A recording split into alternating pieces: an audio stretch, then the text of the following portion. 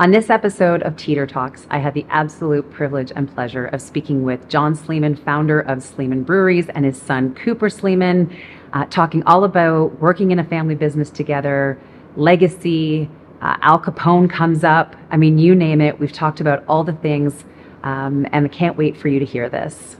Enjoy.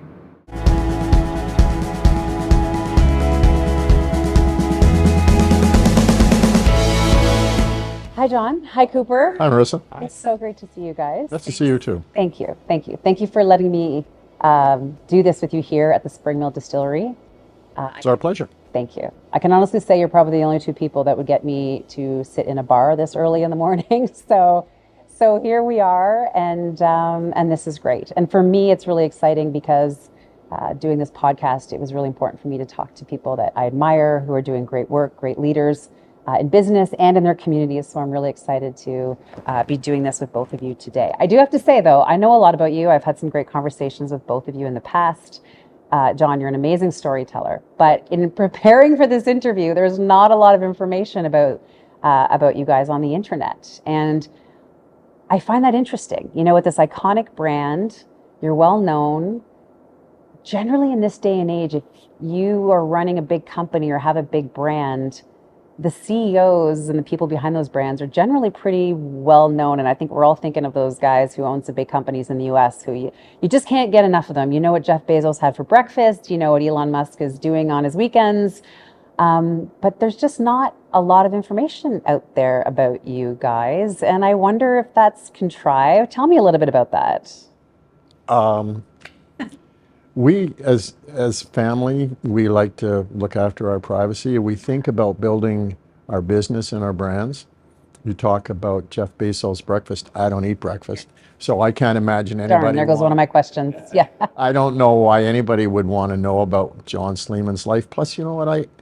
I look at some of these people and all of the details of their lives are on the internet, and it opens them up for tremendous criticism.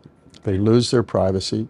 Our family has had some pretty serious security issues, particularly when the boys were younger. And I was advised by the police and at the time I was doing TV commercials, radio commercials, my face was on billboards. It's obviously on bottles of beer. Now it's on bottles of whiskey. And they said, listen, we can't offer you the protection you need for your family if you're going to be out there. There's a lot of crazy people out there. And so we've just decided as a family that we're in the beverage alcohol business. It has our name on it. Yes.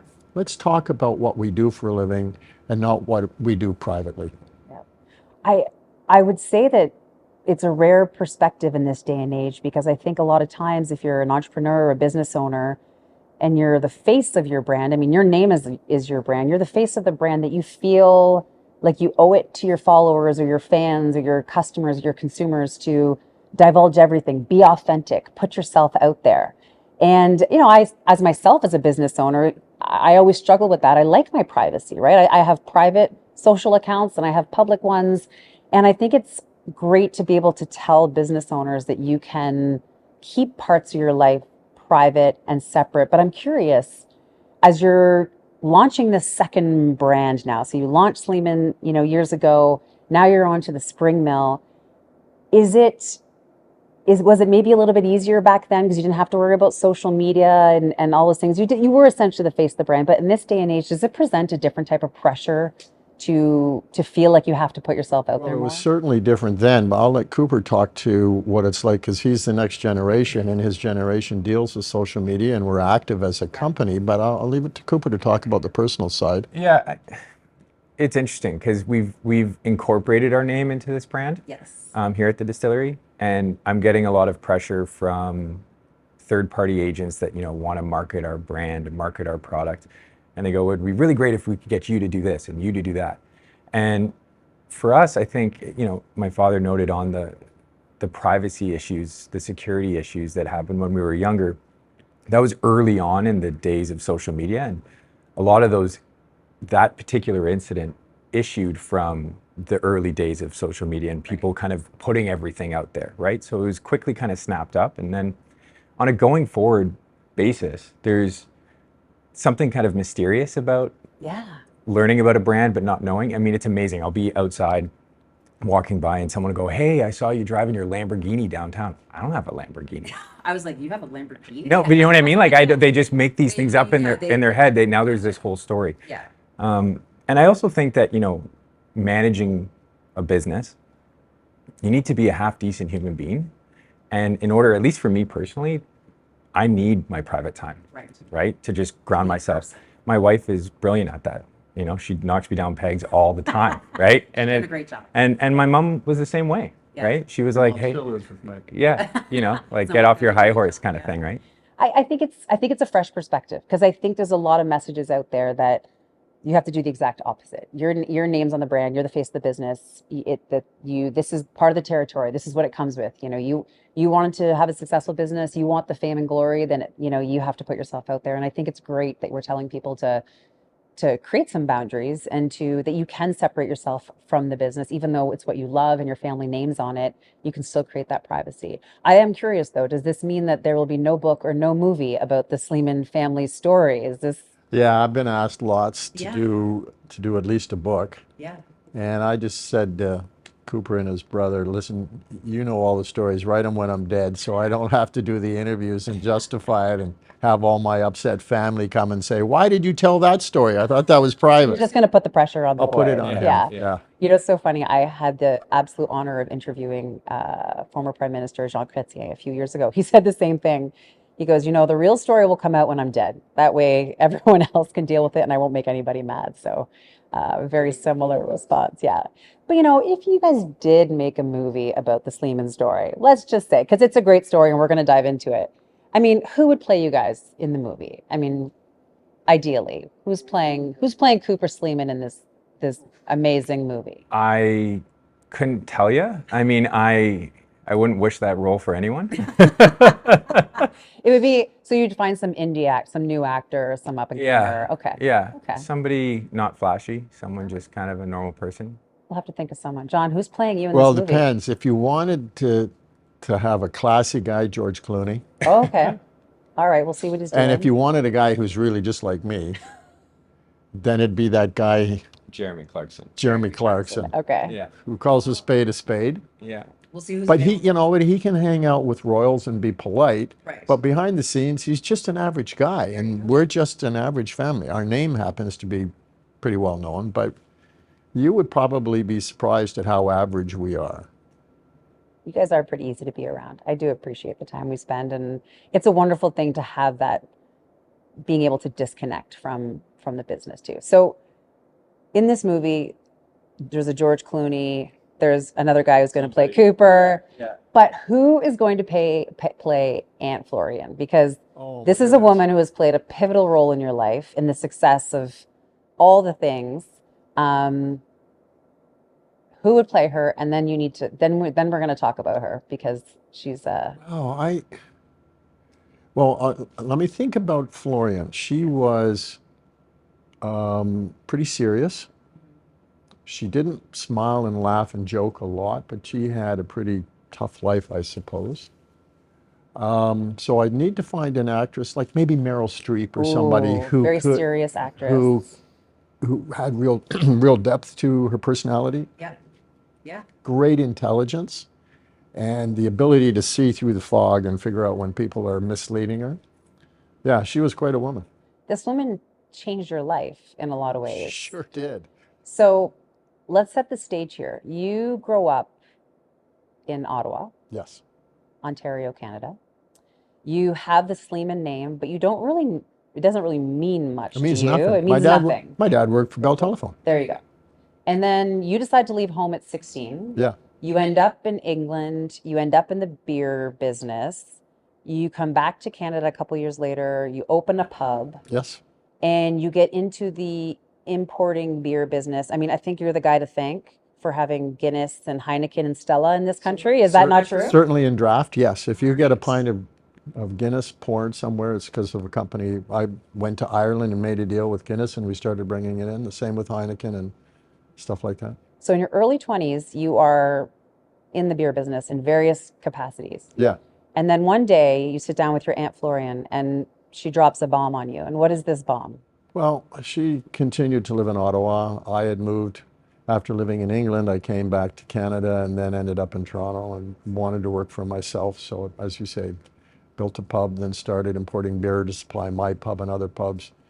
Knew nothing about the Sleeman family history. And one day my aunt phones and says, I'd like to come and see you. I have some things to talk to you about.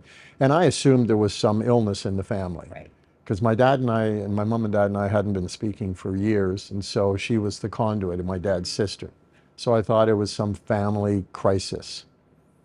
And she shows up and at our home in Mississauga and comes in, but ostensibly just for overnight on a Friday night and back to Ottawa the next day. And she was still there Monday morning. And she just said, I have something to show you. So she showed me an old recipe book that she had saved and an old bottle of beer that she had saved. And she said, we've been waiting 50 years to find somebody in the family who we should pass this information on to, and you have lots of cousins and stuff, but you're already in the beer business, so here you go. It's a movie, right? It Yeah, isn't, when you say it I could that just way, see yeah. Meryl Streep doing that as you're saying that. It's crazy to think that somehow it was in your blood. Like you just ended up in beer and then you find out it's actually been in your family for decades. It's quite a coincidence. It's quite a coincidence. And, you know, she starts telling stories about Al Capone. She starts telling stories about smuggling. And she says, she told us how she ended up with the recipe book just outside of Guelph here on the Arkle Road. The farmers we were using to smuggle to Detroit got caught. And the customs and excise people, we were paying everybody else off. We were paying all the local cops off. We were paying the cops on the way to Windsor off. We were paying the cops off on the way to Fort Erie, but we weren't paying the federal tax. And so that was it. And we discovered you don't mess with those guys. It's kind of like CRA today, Good you know. lesson, yeah. So anyway, they caught us and they said no one with the last name Sleeman will be given an excise license for one generation. And apparently they determined one generation was 50 years. So my grandfather, my aunt's father, was going to throw out his recipe book. He was going to throw out all the old beer bottles. And she said, give me one bottle of beer and give me the recipe book. And I guess she was in her mid to late teens. And she said, I'll wait 50 years and see what happens. Oh my gosh. And then you know what? She goes and works for bloody CRA in Ottawa. She's like, this will not happen to our family That's ever right. again. Yeah.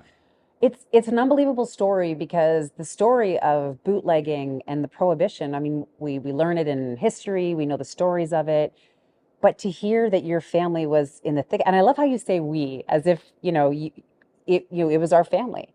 And you Everybody was in on it. everybody. Everybody. It was crazy. And so your family gets banned from the business. Aunt Florian holds on to this information, decides you're the guy who she's going to tell. And how do you react in that moment? Was it? There was disbelief. Yeah. Like, are you kidding me? But you know what? It was 50 years, so I wasn't worried about Al Capone and embarrassed about Al Capone. I thought, wow, this is a pretty cool Pretty story. cool, yeah. Pretty cool story. Yeah. So she says, well, what are you going to do with this information? And I said, well, what do you want me to do with it? She goes, well, you're in the beer business. Why don't you build a brewery and get our family back in business? I said, well, we're kind of already in the business. She goes, no, no, no. Making our own beer. You have a recipe book. I've waited 50 years. Do something with this recipe book. So I didn't want to do it. You didn't at first. I didn't. I had no intention of It doing had it. nothing to do with the shame or the legacy. Like No, that's not how you felt. No, I looked at it from a business perspective and thought, holy smokes, I would be going up against Molson Labatt. Right. Carling was an independent company. They're huge. Right. They weren't multinationals. They were still big national companies. But my goodness, there was no way we could compete. So I said, yeah, that's a really cool story, Florian. And then she goes back to Ottawa, and about 3 months later, she goes, what are you doing about it? And I said, nothing. She goes, I really want you to do something about it. So I said, okay, Florian, here's what I'll do. I'll find out if I can get the original name of the company back, Sleeman Brewing and Malting. And the company, when we got shut down, was bought by Nabisco. It was called Standard Brands at the time. So my excuse to Florian was, well, I'll see if I can get the original company back. And if I can't, well, it'll be over. She goes, okay. So I call the people at Nabisco and I get through to the CEO surprisingly easily. I tell him the story And I said, kind of thinking about getting the Sleeman Brewing and Malting Company name back, but you own it, and I'm sure you have plans, and you don't want Certainly to you don't sell. want to sell You it don't to want to me. sell it. He goes, "Wow, what a fascinating story! You can have the thing back for $1." I went, "Oh crap, that wasn't part of my Oh my plans." goodness. So I tell Florian I got it back. She goes, "Well, what are you going to do now?" I said, "Well, I don't know. It's nice to have the company back." So she keeps pushing. I said, "Okay, Florian, I need the This woman trademark." should have been a business coach. Like she's Yeah. relentless. I Oh, love it. she is. Yeah. I love She it. nagged me to Yeah, death. because she knew. She She knew. knew. Yeah. So I said, "Well, I don't want to do it until I can get the trademark back, the beaver and the maple leaf." She goes, "Okay." So I called Gowlings in Ottawa, and they say, "Well, Canadian Pacific Railways has that trademark. You'll have to get permission." I said, "Well, will they give it to me?" And they said, "Well, we act for them, so we're going to say object to it." I said, "Well, you act for me too." And I said, "Do you have a phone number or something?" They said, "Yeah, here's a phone number." So I called the CEO. He put me through to legal, and they said, "Go ahead and you can have the trademark back. We won't object. We'll tell Gowlings your story's kind of cool." I love that. And this is pretty common too. You want to go into business, you want to do something. Right away, you start thinking of all the reasons why it's not going to work, right? So you tell yourself, no chance I'll get the business back. No chance anyone's going to give me the trademark. And they literally just land on your lap, and once you started doing the thing, it somehow slowly fell into place. So now you have the company, you have the trademark, but you have no beer. What's next? And I know how to import beer. I know how to market beer. I know how to sell beer. I have no idea how to make beer. And you look back, you talked earlier in our conversation, Marissa, about coincidences and, ending up in the beer business. When I was at the imported beer company, I imported Guinness and Heineken and all those European brands, but I also imported some American brands, and I imported Stroh's and Pabst Blue Ribbon. And so I got to know the Stroh family. Now, to say I know them meant I might have had a few meetings, but they knew who I was. Right. So when Florian gives me the recipe book and we get the company name back and we get the trademark, as you said, I don't know how to make beer. So I called Peter Stroh and I said, you know how in the beer strike you shipped me tractor trailer loads of Pabst Blue Ribbon, which was another very cool story. There were two people in the province of Ontario who had beer, Amstel Brewery in Hamilton and my imported beer company, and there was no other beer. So I got to know Peter Stroh pretty well because there were tractor trailers every night coming from Detroit, and he got paid. That's a big deal. You're sending all that beer across the border, and the checks never bounced. So I called him. I said, "I'm thinking of building a brewery. Would you like to talk to me?" He goes, "Sure, come on down." So I get in my car, I start driving to Detroit. I take the Ambassador Bridge instead of the tunnel. I turn left instead of right. I get a speeding ticket and I'm 3 hours late for the meeting. The meeting was supposed to be at 2. I get there at like 4:30, 5 o'clock, and everybody's kind of going, "You want to go into business with this guy? He can't even show up on time." But you still showed up. But I showed up, Yeah. and Peter Stroh said, "Tell me the story." So I told him about it. Told him about the recipe book and Al Capone and Al Capone's Purple Gang along the wharfs in Detroit, and that's where the Stroh Brewery head offices were. And against the advice of all of his people, he said, "Sure, what do you want?" I said, "Well, I need some engineers, I need some money, and I wouldn't mind having a brand." So, I'm selling right now, this is 1985, I'm importing and selling some of his brands. So they're already known up here. No one has heard of Sleeman for 50 years. So I said to Peter Stroh, "Would it be okay if I make your brands out of the gate so that at least people will know a brand? I don't have to build the Sleeman name." So in the course of an hour and a half, he agreed to buy 19% of the company, give me 38 or 48 engineers, help me design and build the brewery, and oh, by the way, you can make our beer.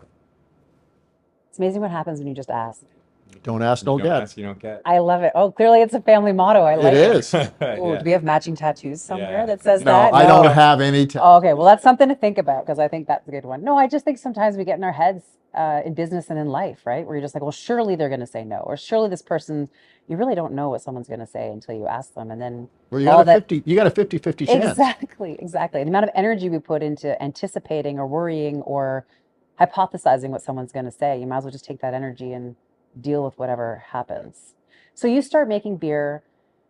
Sleeman's becomes an iconic Canadian brand. You end up competing quite well with the Molsons and the Labatts in Canada. You run Sleeman Brewery for about 20 years, and then a day comes where you decide to sell. Talk to me about what it's like selling something. Was it you'd built this? Was it exciting that you had now built something and you got to sell it off and there was pride there? We didn't intend to sell. We had been approached by people who, today they're called hostile takeovers. So we were put into play. Gotcha. So it was never our intention to, my intention was to have children, and if they were interested, they could stay in the business. You know, I mean, the way we look at our family history is we started as pirates in the 1700s in England, then we got semi-legitimate and we owned bars and pubs and inns and breweries in England, then we did that in Canada, then we got into smuggling again. So our family had a little 50-year. It's a great movie, but anyways. Our family had a little 50-year holiday. Yeah. So my plan was, okay, so we're back in business. Yeah. And how do we make this run another couple hundred years? So it was never, I didn't start the brewery. Well, it was Florian's plan that I would start the brewery to recreate the business and not lose it. Right. So that was never my intention to sell. So when it became apparent that that was going to be the end result, very fortunate to be able to work with the people at Sapporo who said, you keep running the business and we'll go back to Japan and keep Well, running you're the still there. How many hours a week? Like, are you not? Yeah. So you're very active. So was this building of, John Sleeman and Sons, the brand, the next generation, Spring Mill, was this the way to now build something that could stay in the family forever? Absolutely. Yeah. The do-over. But not that the first time it wasn't a success. I suspect you pulled a lot of insights from that. But this is your chance to kind of do it and keep it in the family for. Well, both the boys worked at the brewery before they worked here. So they've grown up in a family that's in the beverage alcohol industry. And now Cooper ran his own business, and I've said to both the boys, you don't have to work for me. Right. You don't have to work with me. Go out and if you want to be a garbage man, just be happy and be the best garbage man the world's ever seen. Yeah, absolutely. And then they both came back and said, well, it is kind of cool. We kind of do want to do this. Well, you and I've had this conversation before, speaking of being in the family business, because I want to talk about family businesses. I mean, I think sometimes they're a lot harder than people think they are, right? Especially for those coming into it. Those people, you grew up with the Sleeman name at a time when you knew what your name meant, right? John, you didn't know what your name meant when you grew up. You knew what your name meant. What was that a lot of pressure? What was it like growing up with the Sleeman name? Yeah, Is this where I leave the room? yeah, seriously. Yeah. No, it's funny because I grew up in the early stages of my life, 1 to 6, 1 to 7, just like thinking any other kid. But I remember, being at a soccer practice for my school I'm 7 or 8 years old at this time, and the other kids on the soccer team are asking, maybe from a year above me, 2 years above me, but we're kind of playing on that team. And they go, hey, like, you're the beer guy. And I'm like, gosh, you're 8. Like, yeah. And I'm like, well, I don't know what that means. But I remember seeing in their face, they were excited about that. It meant something. It was cool to them, right? And so the element of being proud of the last name came on fairly young. And then I showed interest in it and I was excited about it. And I also at a young age, I understood that, I was going to this school because of my last name and the beer business and the success that it's had. And I understood that there was a lot of good things that came out of that. And I think my parents are also a big part of telling me, hey, this, nice little trip that we're going on is because, we've all worked hard. So the connection of working hard, being privileged and very lucky at times, kind of all came to a head. And then I think it was my dad's mission to remind both my brother and I that because our name is on the package that we're selling, you can't afford to really screw around. Yeah. There's a lot on the line when your name is Yeah. on a product. And I know you and I talked about this too, where there's this quote that I love in the book Michael Jordan wrote, something to the effect of, back in his day, before he joined the NBA, he had to earn his endorsements and his sponsorships. These days, before these kids even make it to the NBA, they're given all these endorsements as sponsors. They have to live up to it. So did it feel like, you built the brand, John? Did it feel like you had to live up to the brand, or you just kind of created your own way of navigating it? It's a good question. I mean, there was an element of earning it in the sense of working hard. Yeah. If you work hard and you work later than everybody else, you work harder than everybody else, you should be rewarded, right? Now, it's not going to be given to you, so you need to do good work at the same time. So living up to it for sure, that's an element. But one of the things we've talked about a lot is, I'm not really that great at anything, honestly. And bringing in people around you That's that not are true, but okay. But what I'm getting at is that I'm not a scientist. I'm not an engineer. I'm not specifically really strong in one area.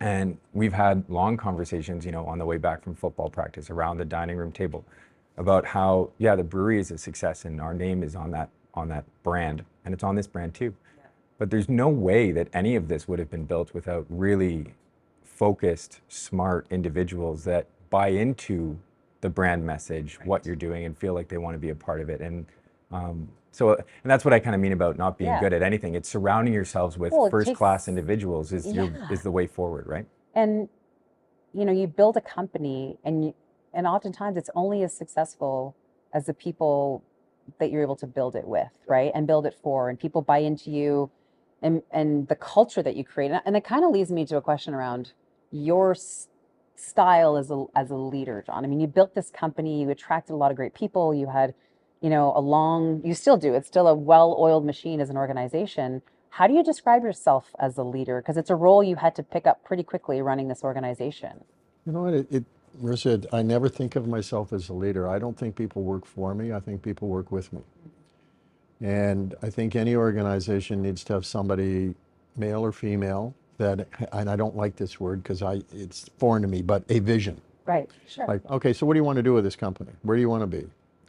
And so you need to tell people what your goals are. And then you need to say to them, so do you think we can do this, or am I crazy? Right. And and then people around you who will tell you you're crazy too. Yeah. There's nothing that motivates us like somebody telling us we can't do something. I like that. That can't be done. Oh, really? Oh yeah. He even does it to me. And I'm like, okay, I'm absolutely going to do this. With that expression, tell me I can't do it, I'll do it twice and take pictures. Yeah. So, the management style is really a collective. We get people around. Yeah. And do we all agree that this is where we'd like to go? Do we think it's possible? Yeah. Okay, Mr. Production, how do we do what you need to do? Mr. Sales and Marketing or Mrs. Sales and Marketing, et cetera, et cetera. Finance. And I don't think of myself as a boss. I think of myself as just one of the group that's going, and there are very few people that work with me, except for Cooper, are prepared to be in the limelight. They would prefer to work, the vast majority of them don't want to be doing interviews, they don't want to be doing podcasts, they're uncomfortable doing that stuff. And I go, well, your name's on the bloody packaging, you better get out there. If you got a story, be willing to lead and talk to people about it. But while you're out there doing this, you need a whole bunch of really good people back here. Absolutely. It's funny, most great leaders don't really see themselves that way. It's kind of funny. You just kind of do your thing, you find the right people, you surround yourself. I love that. And you can't be a hypocrite, because people will find out. Right. If I tell you as an employee, I want you to do something, and you see me doing something exactly the opposite, you go, come on, that doesn't pass the smell test. Yeah, it's true. Anything you would add to your dad's leadership style? Things you've picked up on that? I think one of the things that both he and I, and there's the pros and cons to it, but we inherently trust people. So giving people the opportunity to come in and work with us, we assume that you're going to work in a good manner and be respectful and all of this stuff, but we trust you. And so we let you break our trust, right? And I think that helps to the leadership kind of style, because we're not closed doors, right? A lot of people I know, and some of the best people, really focused individuals, you have to earn their trust, right? They're not going to just say yes to you right away. So, but we get bit in the butt all the time because we inherently trust people. But I'd rather live that way too, right? I'd rather give people my trust until they lose it. And it's not that you're walking around unaware or oblivious or letting yourself be taken advantage of. But I do think there's something about showing up with a general trust and faith in the people around you that allows them to do. And flourish, right? Like they go, wow, I can't believe they're giving me this much responsibility and they barely know me. It's like, Yeah. well, We let's, don't, you know, and Cooper and I have lots of people who currently work for us and have in the past. You don't get fired for making a mistake. You get fired for being dishonest. Right. And if you're stupid, well, we try and fix that problem. So we give you chances. Yeah.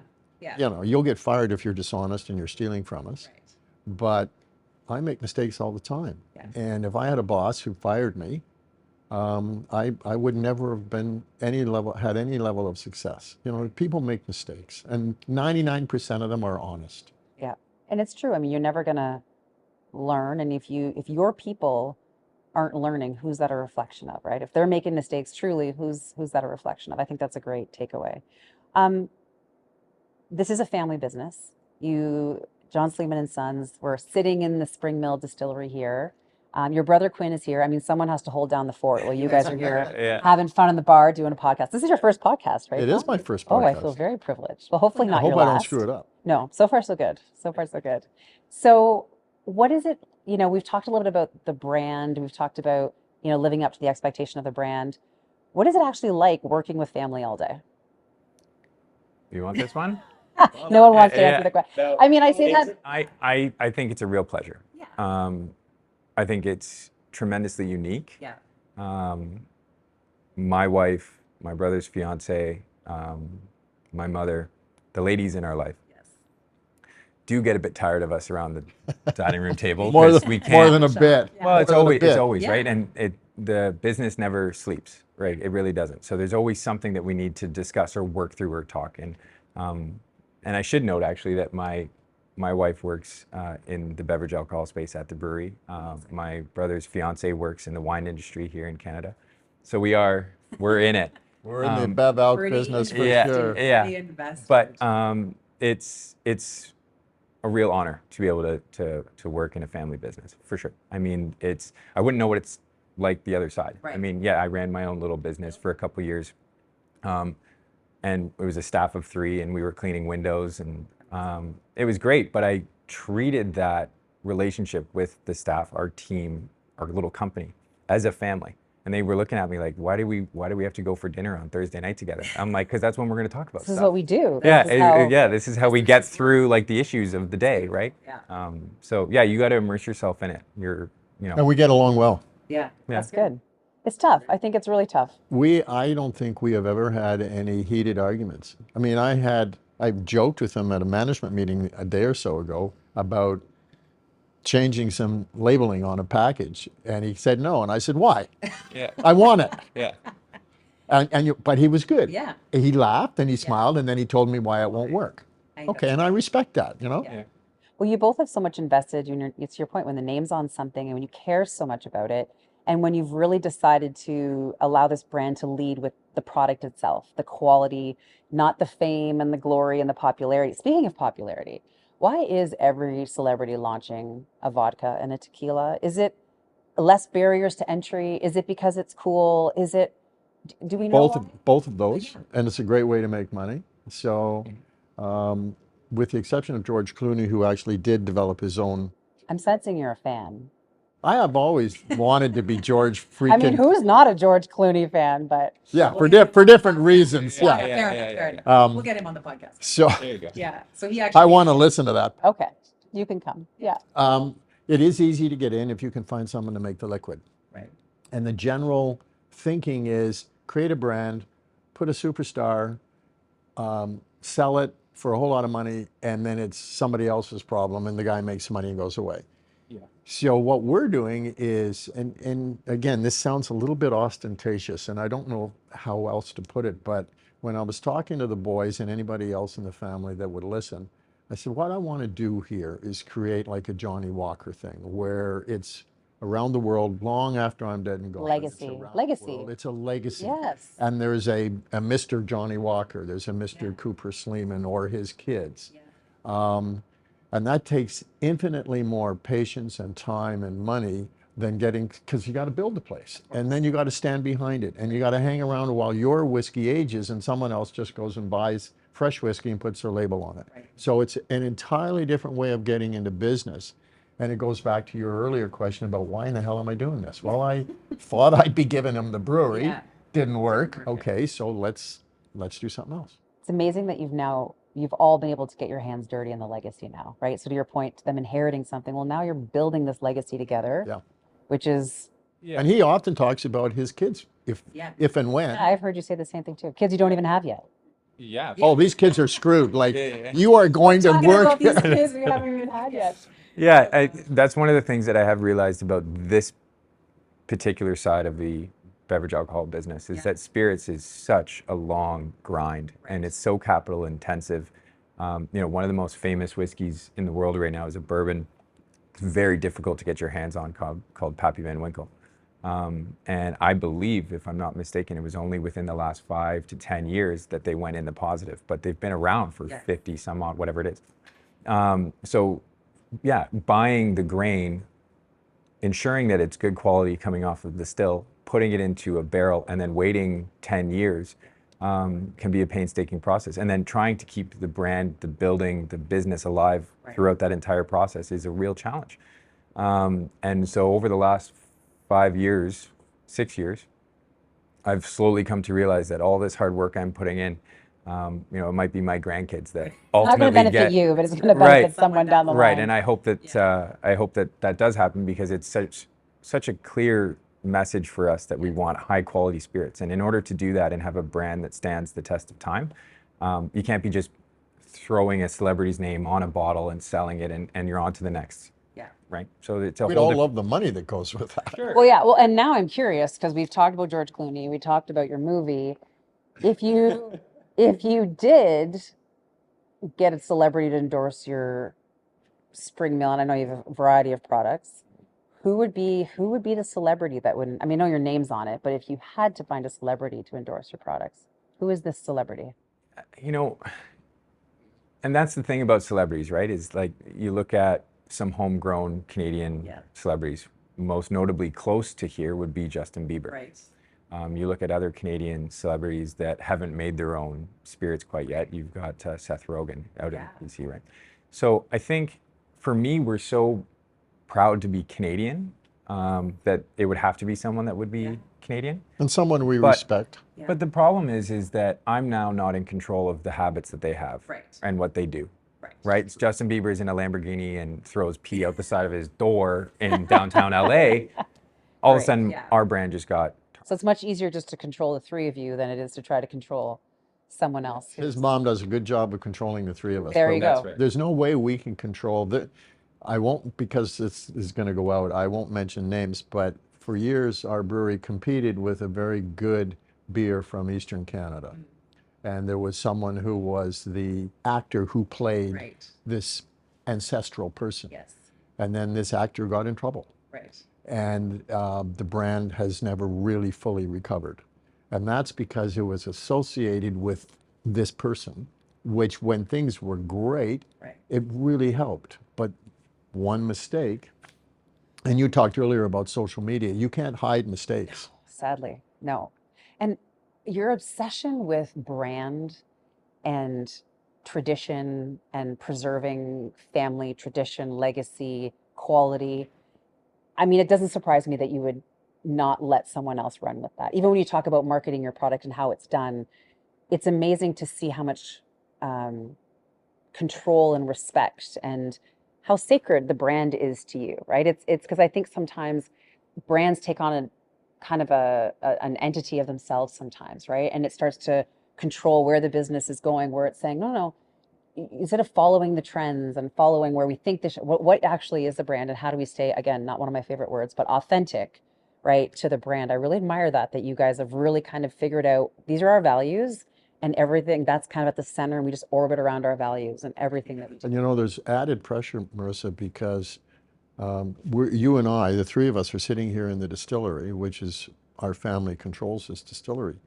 But people, if I get off a plane to rent a car, they don't say, I love your whiskey. They go, I love your honey brown. So I have the added pressure. Our family has the added pressure of not screwing up that whole thing, right? Yeah. Like John Sleeman screws up. Legacies. John Sleeman screws up in pick a city in Canada. And suddenly the Sleeman beer rep has to go into a bar and they go, yeah, I saw Mr. Sleeman's face on the cover of whatever, and here he is doing something stupid. Right. So it's not just our family legacy, it's also the business side, the brewery side. They deserve to have a family that acts responsibly. Right. If we get the benefit of the last name, then we have to make sure that we deserve it. Sure. For sure. It's amazing. So I obviously have countless more questions, but I'm going to ask you a few rapid fire style, if I may. Maybe finish this sentence. The key to success is. Hard work. Ooh, that was really fast. Yeah, I would say exactly that. Yeah. Yeah. Your favorite drink? Alcohol. Alcohol. Or Diet Coke. I thought you were going to say Diet Coke. Yeah, because you do like your Diet Coke. Yeah. Probably single malt whiskey. Single malt whiskey. Got it. We were having a conversation earlier, you and I was in at a restaurant recently, and the guy I was with ordered a transfusion. Yeah. And you guys just launched 2 really great products in a can. We were talking about how cans are taking over the market. And one of them is the transfusion. Tell me a little bit about, because you have a funny story with that drink too. Yeah. So I was in the United States on a bachelor trip about a year ago now. And I'm on a golf course and there's 16 dudes and we're all playing golf. And cart lady comes around and jumps off and kind of goes to the group, transfusions for everyone. And I went, never heard of that before. And every single other person in our group went, absolutely, yes, give it to me. And so it was interesting because, I've spent my whole life in this industry, whether it was around the dining room table when I'm 6 years old or now. It's not often that someone goes like, hey, here's this new cocktail that I'm not aware of. Yes, that happens, right? But it doesn't happen all that often when the whole group around me gets rowdy about it. So I thought I was like the first person in Canada to discover a transfusion. We'll pretend. Yeah. And so brought it here and tried to put it in a can. And we are a market leader in that with our transfusion. But it just goes to show you really, especially with the canned beverages, you have to be innovative. You have to be ahead of the curve because you get lightning in a bottle in this industry, and everyone all of a sudden wants it, and you can't make enough of it, right? Well, it's funny when you said earlier that you were so concerned about launching Sleeman's back in the day when you had to compete with 3 companies, right? Now you're launching anything, from microbreweries to micro distilleries. You're competing with hundreds, and then internationally, right? You're not just worried about what's happening in your own backyard. And again, we often think, oh, there's too many of that types of business out there. Surely there's not enough room. In a lot of sense, there's room for everybody. The question is, how do you stay out? How do you set yourself apart? I should stand out. Yeah, and I think it's exactly that, is being ahead of the curve. One of the big challenges, we get reached out to, I should say, actually, all the time from people that are going, hey, I have this great idea. I want to make a cocktail in a can, or I want to make a style of whiskey. Can you make it for us? Because that's a real success story. Right, making other people. Well, that's how you started, John, right? You started making other people's brands. Other people's brands. That's and right. kind of, there's a method to it. You practice. But it's bizarre how much money some of these people are paying for brands that don't actually have physical assets. So that's a real success story, right? You create a brand that doesn't actually have a distillery or anything, so you're not carrying any weight. You just put that money into producing it somewhere else, and then you spend a lot of money on marketing. Some big conglomerate distillery business, whoever, winery, whatever, comes in and goes, well, I'll write you a check for $100 million for that brand. And you're going, I don't have any assets. Right. Anyway, so this is great. It's all just cash right in my pocket. So, but we have longer term plans than that. Well, and I think we'll come back to that, because I think you and I talked a little bit about this industry evolving, going towards non-alcoholic beverages and things of that. We'll come back to that. I know you guys are hard workers, since that was the first answer out of your mouth about the key to success. But what do you guys do for fun? What are some of your hobbies? We don't have fun. Okay. Well. We have tons of fun. My dad has a passion for football. Nice. So my brother and I, watching football on Sundays. Like American football? Yeah, and the CFL too. Yeah. I live in the Hamilton area, so go to Ticats games all the time. Football is a passion. If we're not talking about business, we're talking about football. Most likely. We have nothing to talk about in the spring when there's no football. Yeah. It's just a quiet time. Yeah. No, you should see how much work we get done. Honestly. We get a hell of a lot of work done. I live with someone whose Sundays are generally consumed with football, so I do understand.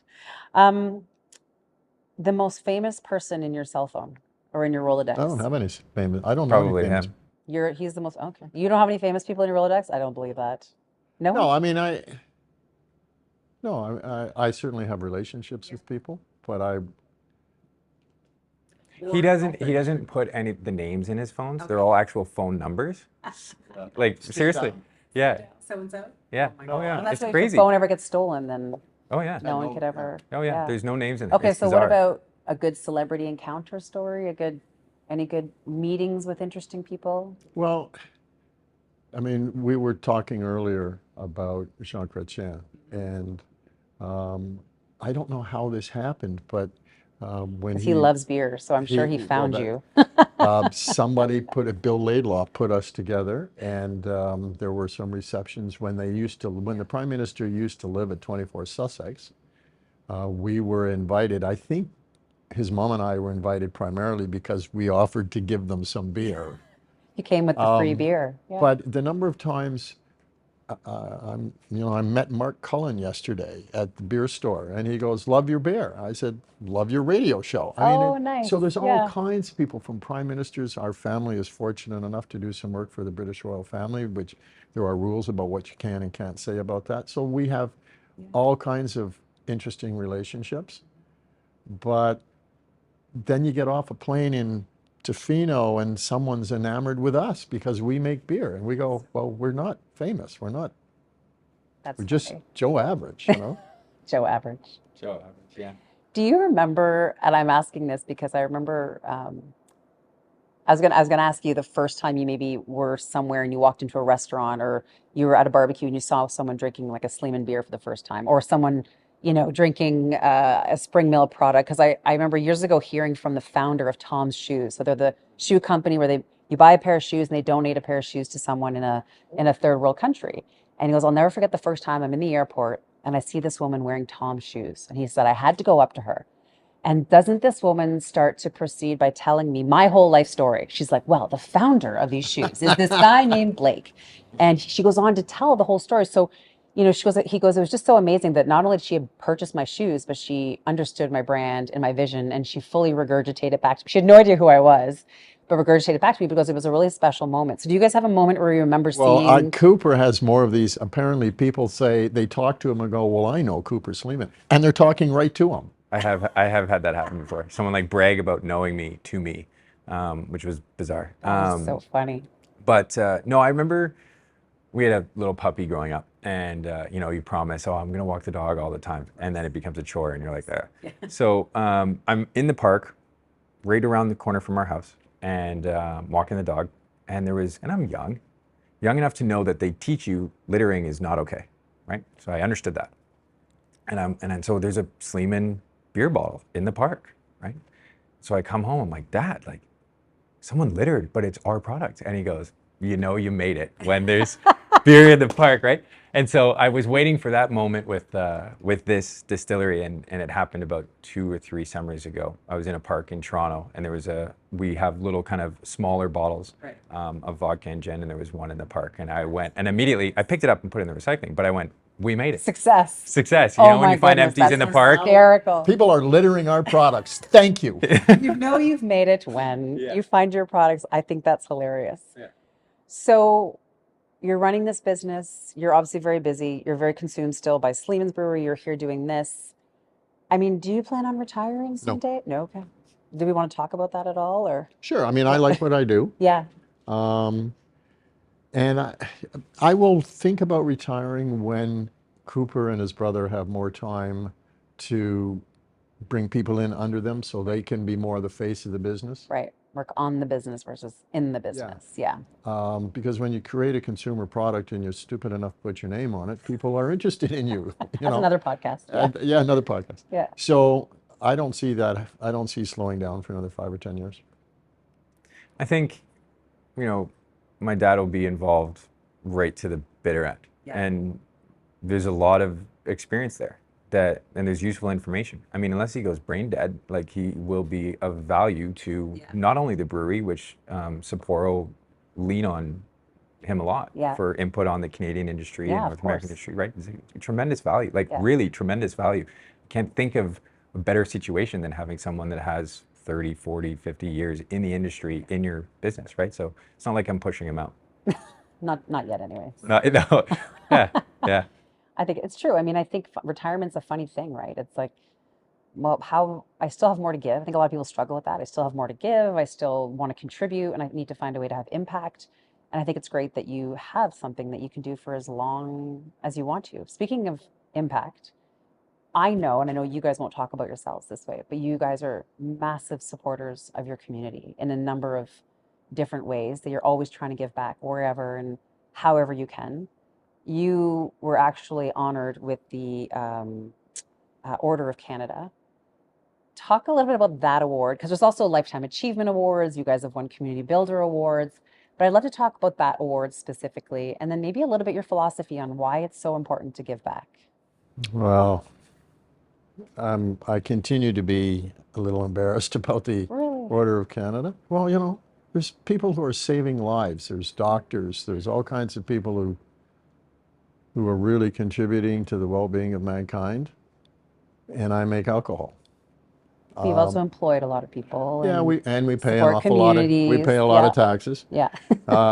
Someone But has to do it. everybody in Canada should have the Order of Canada award if it's based on taxes paid, right? No, I was stunned. Yeah. I'm still, like, I'm wearing it today, but I'm a little uncomfortable that it's sitting on my lapel. Very honored. Yeah. And our family, one of the things Florian said is you got to give back. And even before I met, well, I've known her for years, but even before we had the conversation about the old family brewery stuff, I don't know where I am on the political spectrum. I'm neither conservative or liberal. I'm kind of middle of the road. So if I see somebody who genuinely needs help, then you give them help. I have no time for people who play the system and don't need help, but take it anyway from people who do. So at the brewery, we've made a decision years ago that we would take 1% of what we make and give it back to charity. If you can't live on 99%, you're not running a very good business. Fair. And, the impact that our family can have and our businesses can have on people who desperately need help.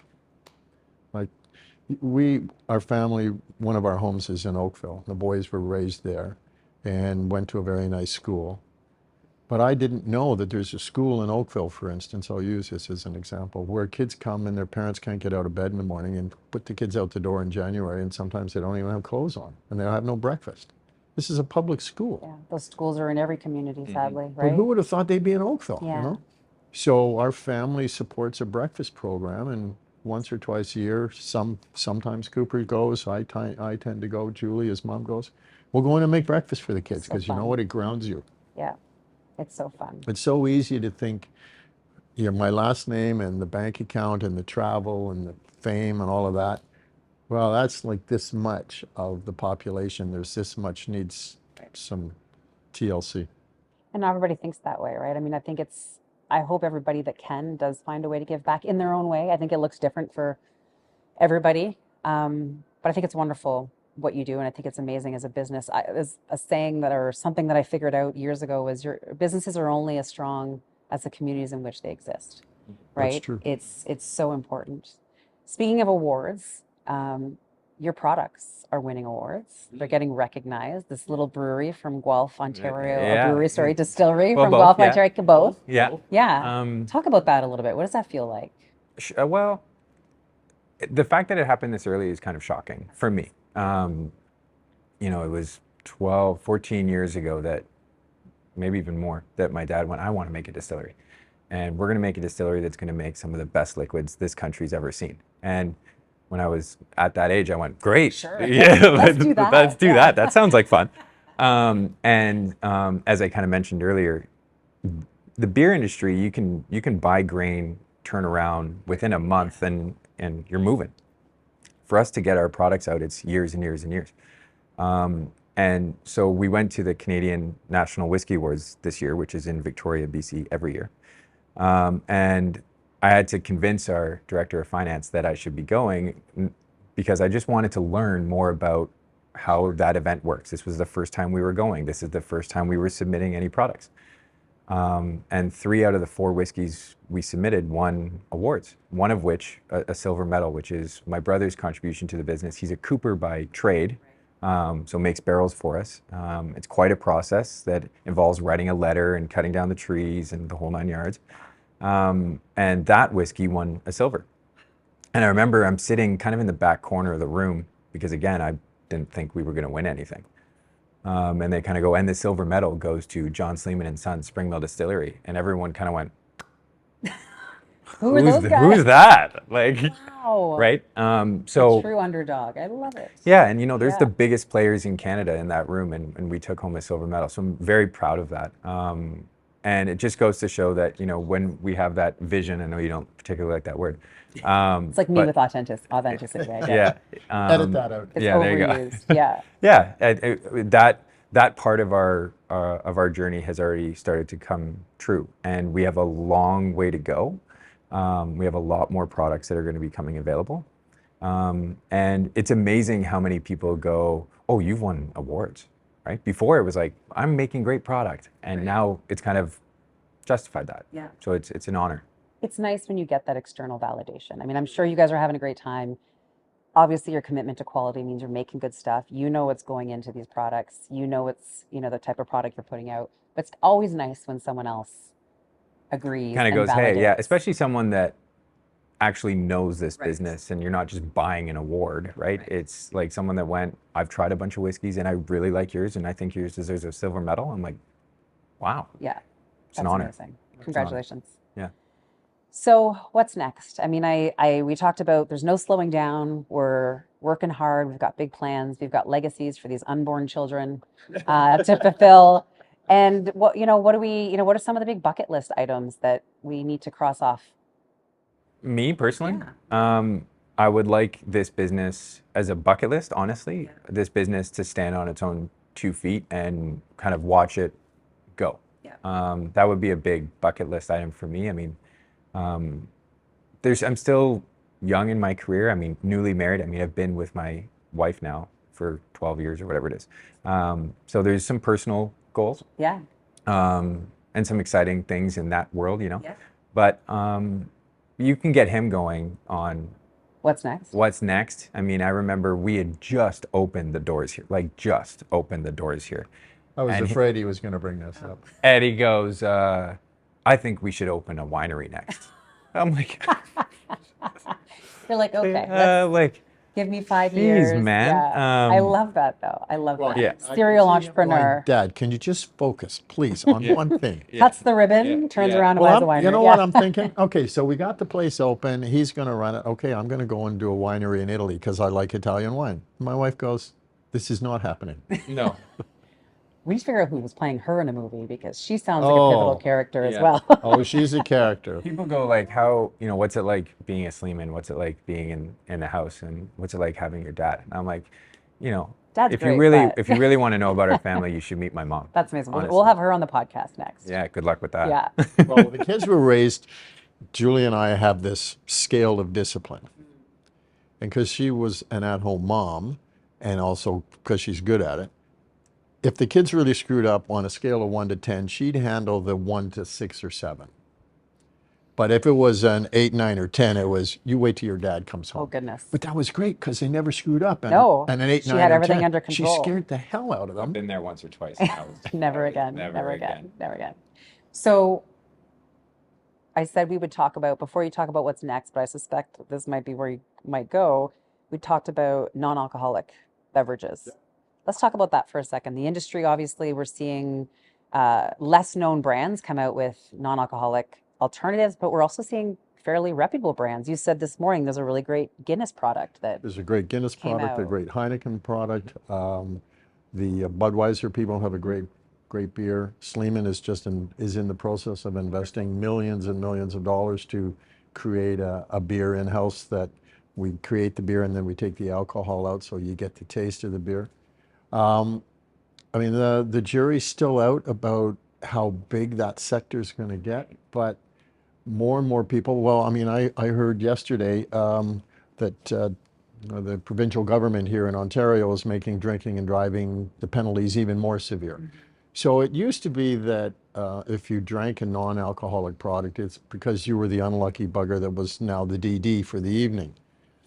But there are an increasing number of people Cooper's age who are choosing either not to drink Yeah, it's a lifestyle. or to drink less Right. because of lifestyle.